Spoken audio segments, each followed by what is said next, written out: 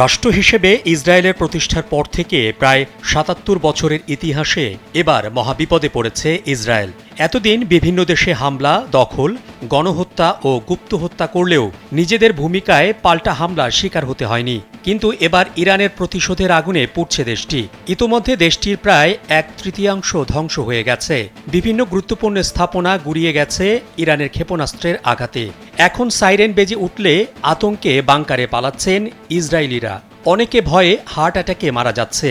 ক্ষয়ক্ষতি কী পরিমাণ হয়েছে তা প্রকাশ করতে পারছে না ইসরায়েলের গণমাধ্যম। তবে এসব ক্ষয়ক্ষতির চেয়ে ইহুদি জনগোষ্ঠী নিরাপত্তা নিয়ে মহাবিপদে পড়েছে ইসরায়েল।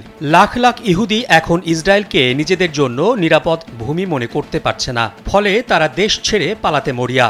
হাজার হাজার ইহুদি জর্ডান ও অন্যান্য দেশের বিমানবন্দর ব্যবহার করে দেশ থেকে পালিয়েছে। প্রতিদিনই পালাচ্ছে তারা।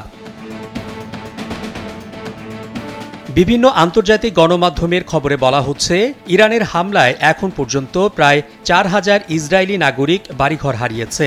ইসরায়েলিরা দল বেঁধে পাহাড়ের দিকে ছুটে যাচ্ছে।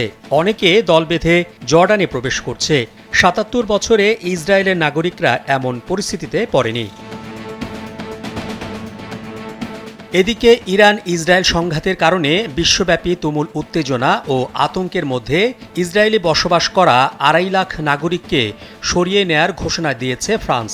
দেশটির পররাষ্ট্র মন্ত্রণালয় জানিয়েছে, তাদের নাগরিকদের সরিয়ে নিতে একটি সামরিক বিমান পাঠাচ্ছে।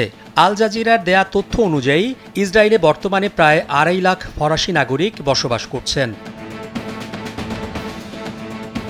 ইসরায়েল ও যুক্তরাষ্ট্রের হামলার প্রতিবাদে ইরান, যুক্তরাজ্য, ইরাক, লেবানন সহ বিভিন্ন জায়গায় বিক্ষোভ কর্মসূচি পালিত হয়। কর্মসূচি পালনকালে ফিলিস্তিনিরা যুক্তরাজ্যের একটি সামরিক ঘাঁটিতে হামলা চালিয়েছে। এ সময় দুটি বিমানে হামলা করে তারা। উভয় দেশের পাল্টাপাল্টি হামলায় উভয় পক্ষেই প্রাণহানি ঘটেছে। সামরিক স্থাপনার পাশাপাশি ধ্বংস হচ্ছে বেসামরিক সম্পদও। শক্তিশালী পক্ষের সংঘাত ঘিরে মধ্যপ্রাচ্যে সর্বাত্মক যুদ্ধ ছড়ানোর আশঙ্কাও প্রবল। এমন পরিস্থিতিতে উদ্বিগ্ন সারা বিশ্ব মূলত দুই ভাগে বিভক্ত। সৌদি আরব, তুরস্ক, কাতার, পাকিস্তান, ভেনেজুয়েলা সহ আরও অনেক দেশ ইসরায়েলকে উত্তেজনার মধ্যে দোষারোপ করছে। তারা অবিলম্বে ইসরায়েলকে দখলদারি মনোভাব পরিহার করে শান্তির পথে হাঁটার আহ্বান জানিয়ে বিবৃতি দিয়েছে। মোহাম্মদ শাহাবুদ্দিন মাহতাব, কালবেলা।